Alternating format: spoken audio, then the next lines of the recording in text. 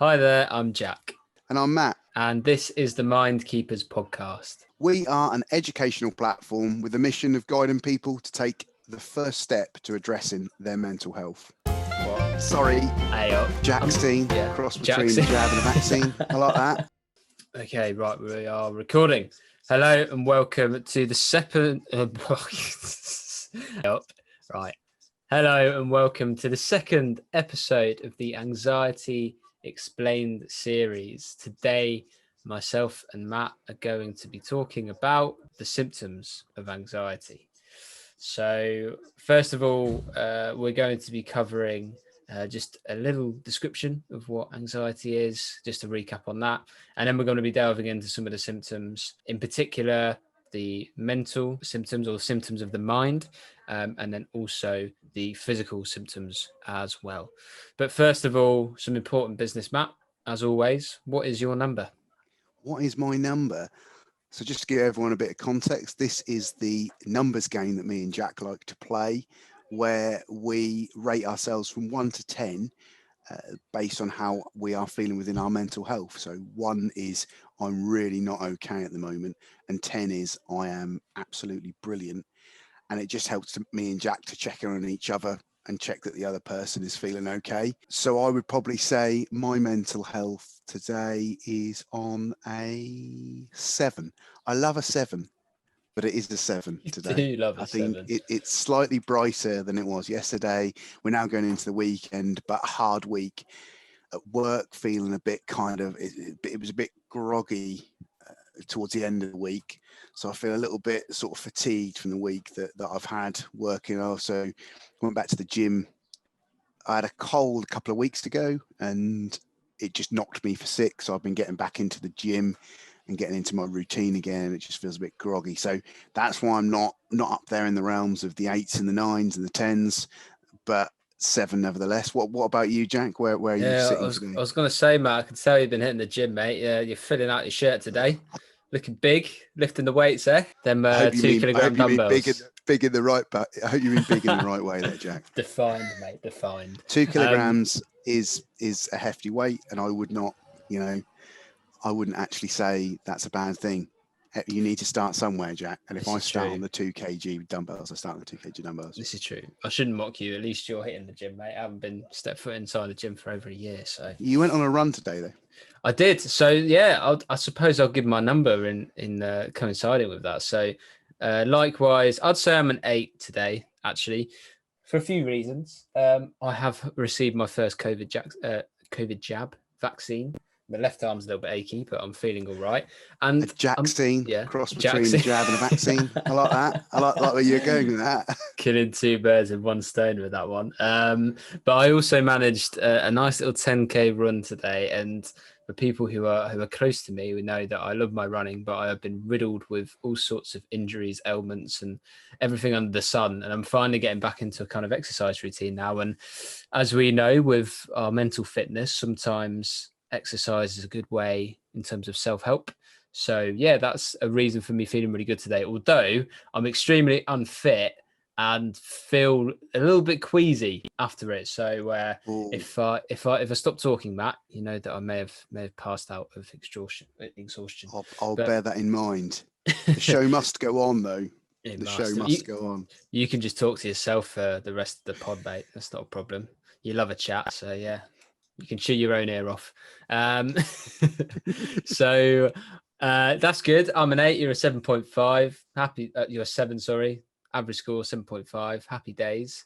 Let's get down to business, shall we? What are the symptoms of anxiety?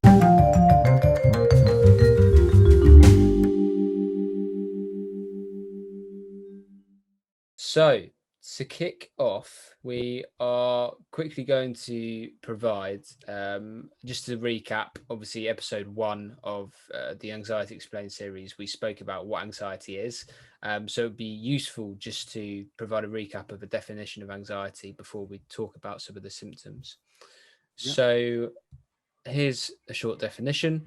Anxiety can be defined as a feeling of fear or worry. We all experience feelings of anxiety.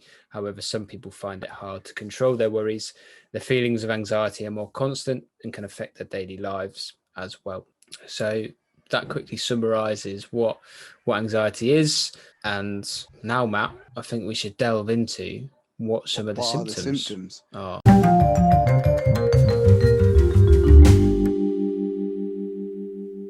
So just so that everyone is aware as well, a symptom then is a physical or mental feature that may indicate a condition or disease. So just to give you an example of a symptom of anxiety, restlessness may be a symptom of a condition like anxiety. So we're going to be talking today a little bit about the symptoms of anxiety. You often find that there are broadly two categories that the NHS uses, and I think Mind uses as well. That could be symptoms that affect the mind, what they call psychological, and those that affect the body, which is physical. So we're going to be starting with those that affect the mind and then going into detail about some of the symptoms that might affect your body as well if you are suffering from anxiety.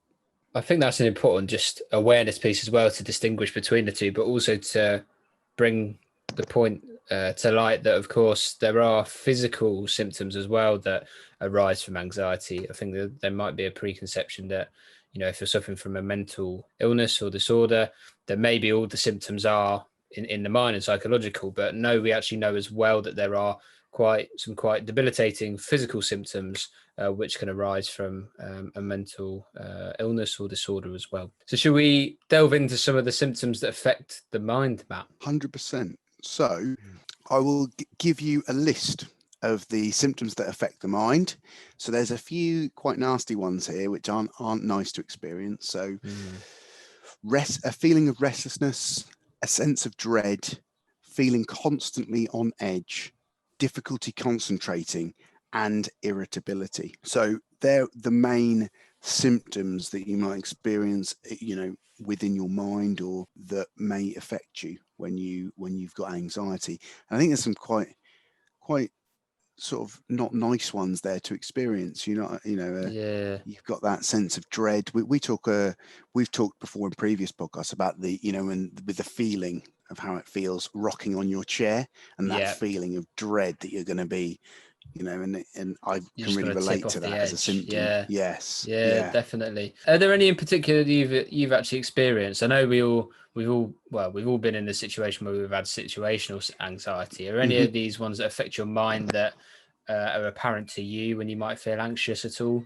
Yeah, definitely. I think restlessness is one that we go through quite a bit, which is, the jittering of the sort of the fingers and the knee, the knee kind of, jittering up and down, restlessness, that sort of feeling of, restlessness isn't a nice one.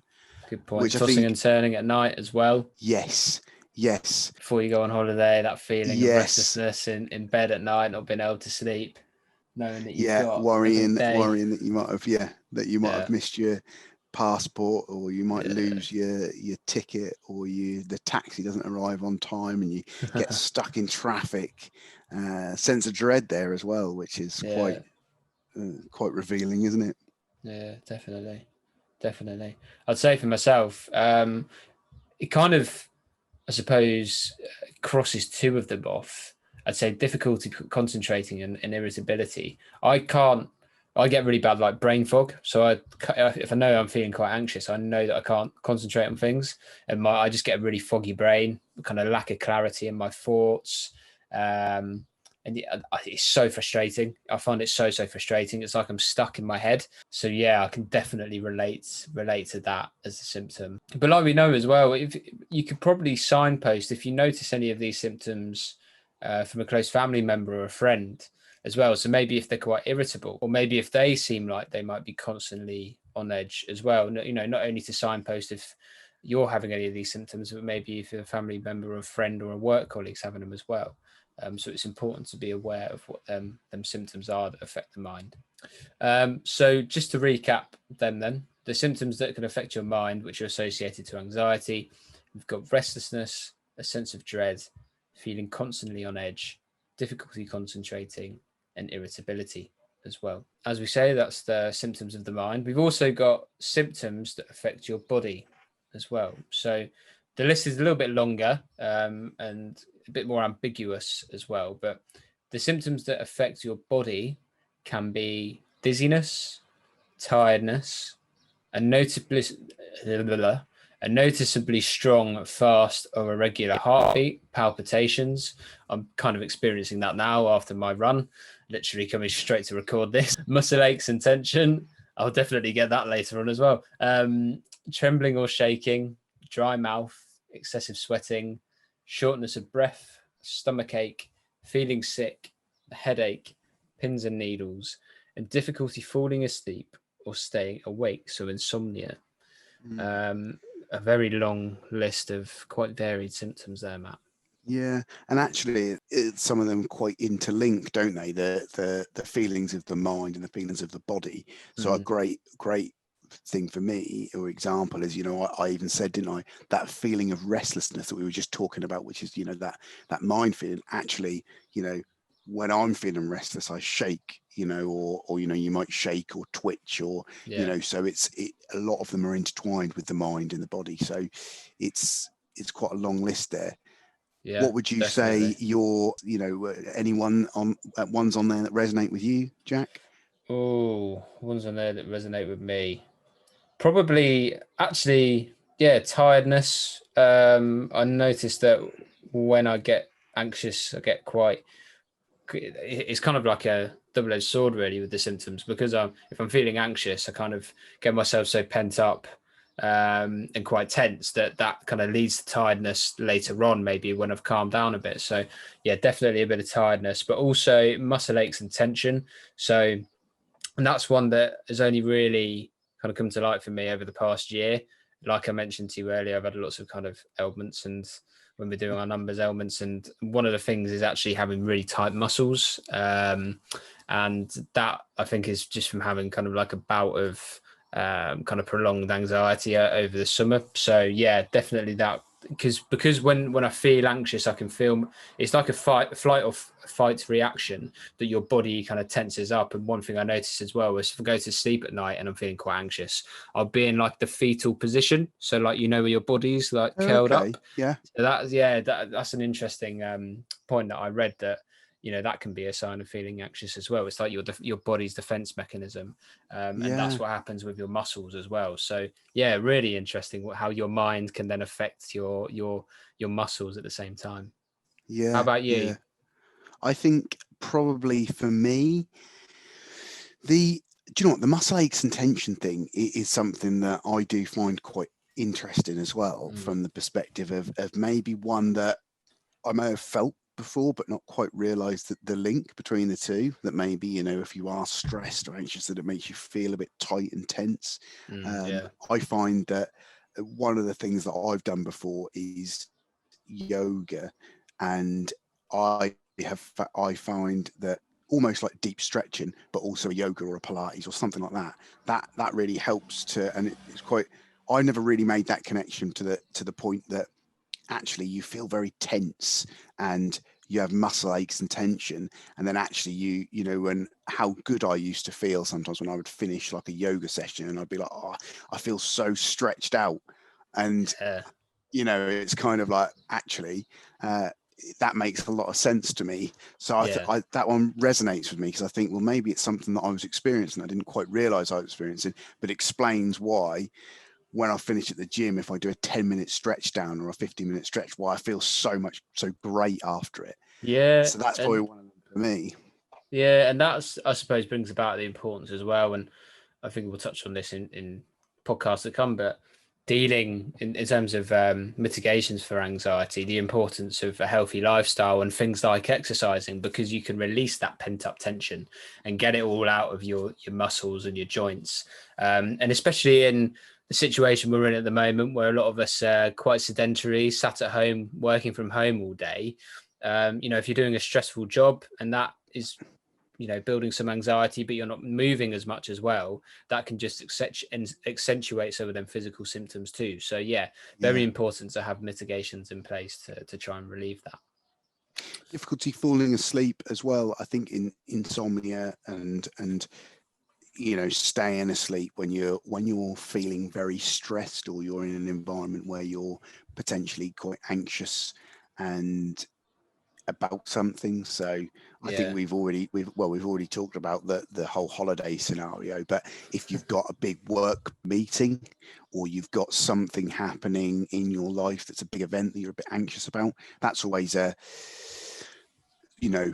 textbook for me, where if I didn't sleep, the first thing I say to myself the next day is, what am I anxious about? What am I worried about? Because I didn't sleep very well last night, and I think I might be a bit worried about something. So that's another one that resonates with me quite well as well. Yeah. And a really interesting thing, that kind of insomnia. So if anxiety's causing you to not be able to get a good night's sleep and difficulty to fall asleep or stay asleep, then that would then lead to residual tiredness as well, wouldn't it? Which of course is another symptom of anxiety. It may even cause something like a bit of dizziness as well, because your body is so fatigued. So it's interesting to see the relationships, not just between the mental or the mind symptoms and the physical symptoms, but between some of the physical symptoms themselves and how they can exacerbate the anxiety as well. So really interesting, really, really interesting. And an interesting point as well, Matt, is that when looking at some of these symptoms,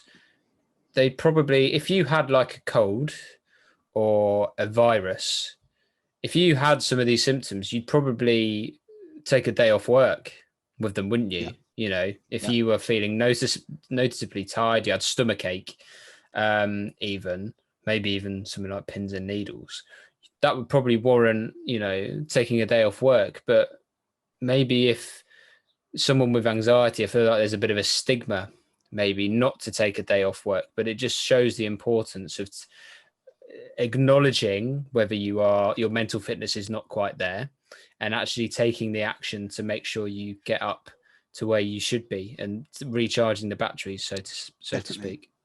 One of the things that me and you talk about, don't we, is it's the reason why we do the numbers, because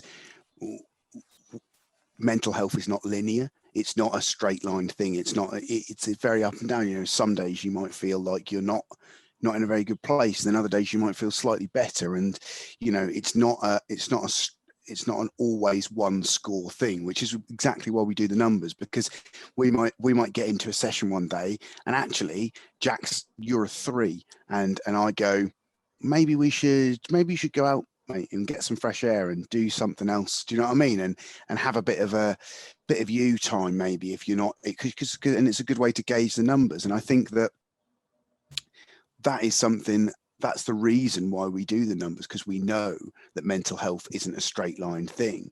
So it's almost the mental health cold, so to speak, that we're all afraid to take, which is, if you're feeling really low and you are suffering from anxiety or something, a mental health condition, and you feel a little bit under the weather, then actually, surely it's best to almost take that time to sort of re-energize yourself and take a bit of you time and have a bit of time to yourself, to then get yourself back up to that number that you wanted to be, which is, you be in your 5, your 6, your 7.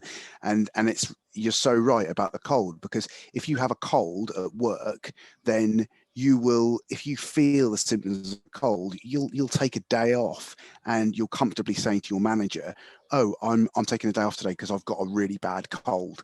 And your manager will go, yeah, that's absolutely fine. Drop it down as a sick day. Hope you feel better soon, sort of conversation. But you would never turn around to your manager and say, I'm really anxious today. I'm not feeling myself. I'm not concentrating at work. I'm going to take a day off. Can I take it as sick?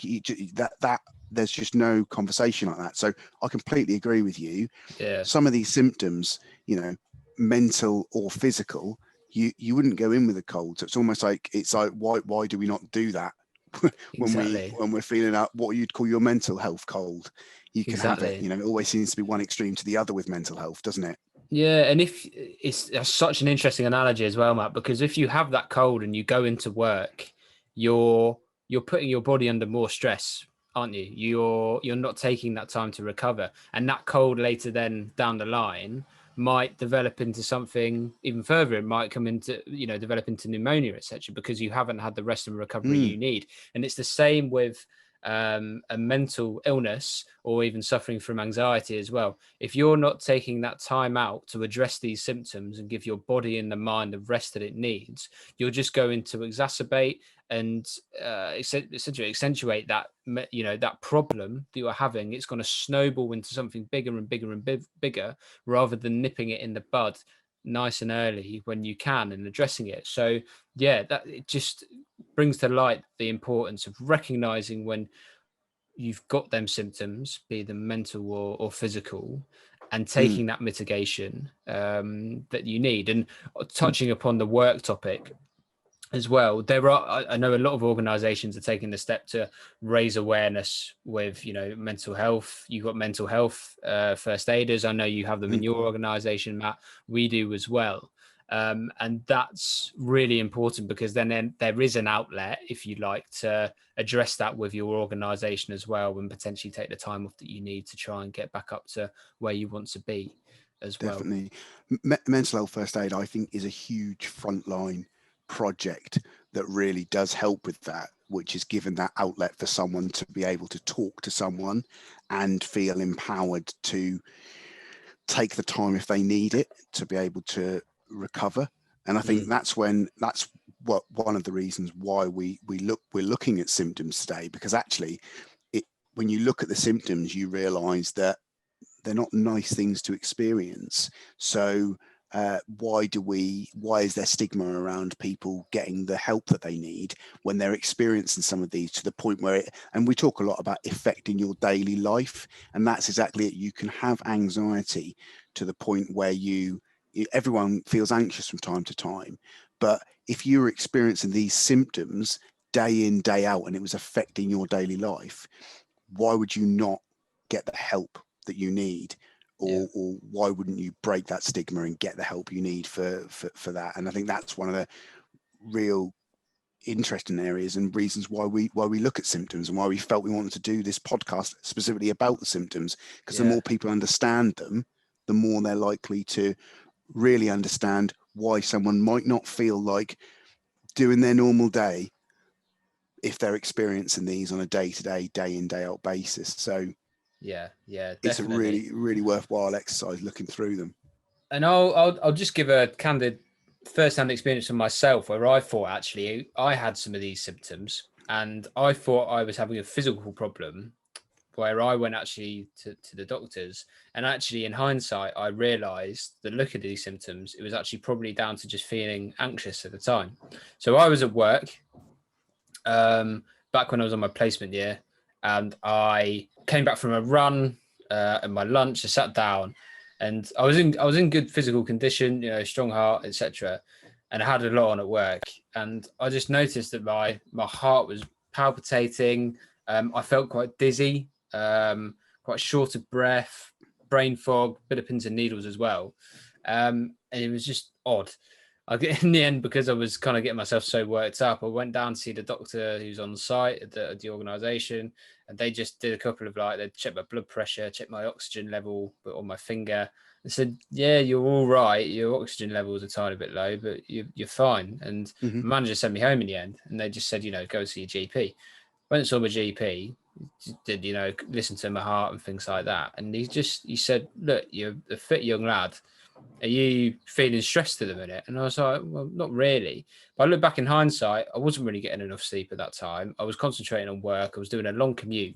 There was all this kind of stress and pressure on me, which was in my subconscious, which was causing this stress reaction from my body, i.e., the stronger heartbeat, the tiredness, the dizziness, the pins and needles. And it's interesting that your body has this mechanism of telling you when you're under mental stress as well, and you're feeling maybe slightly, well, not slightly, but quite anxious as well. So I just found that fascinating from my point of view, and that made me really realize the importance of checking in on your mental fitness and taking a step back when you need to as well. Definitely, and that you're so right, and that's a real, personal experience that you've just shared there, which is where, I'm sure you're not alone. I'm sure you're not an isolated case of where that's happened, where someone has been really frightened over a series of symptoms they've been feeling, and then they've come to terms with the fact that it may be down to stress and anxiety, and that you're suffering from anxiety as well. So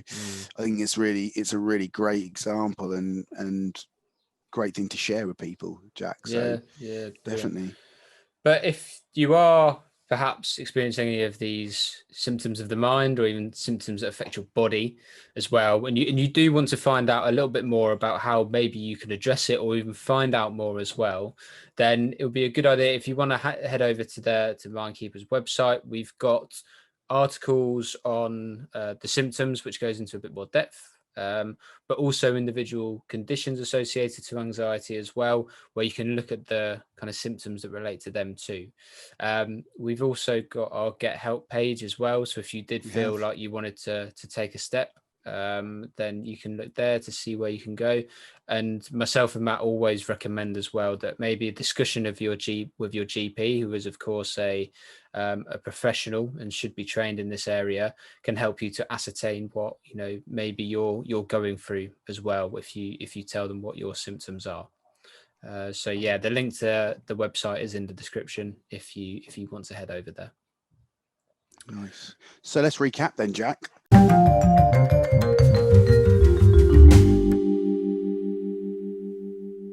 What have we covered then in the podcast? So we've looked at a little bit about what anxiety is. I say that we've covered that just to refresh people's memory. We've then looked at what are the symptoms of anxiety. We've covered that in the context of the mind, so you can experience symptoms through that affects your mind, and there's also symptoms that can affect your body, and we've discussed both of them in detail today.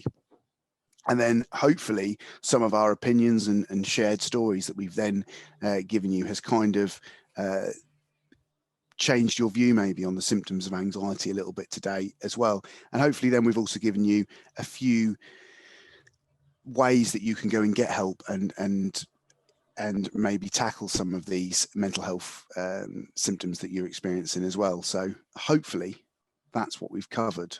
Yeah, that is indeed what we've covered. I think that was a really interesting discussion as well. So I'm hoping some of our listeners found that really useful. And because we can sit here and list symptoms of anxiety, but as we say, for each individual person it's different. So it's important to discuss the nuances and give them personal experience as well to help clarify it for people listening. Thoroughly enjoyed that one, Matt. Good that was stuff. Really good. That's really good. Thanks, good mate. stuff. We will be back with another podcast in the next week. I think the next one we're doing is generalized anxiety disorder. So yeah, please keep a lookout on our socials for that. Look at our website, and yeah, we will hopefully see you. Well, not really see you, but come and join us for the next one. Thank you for listening.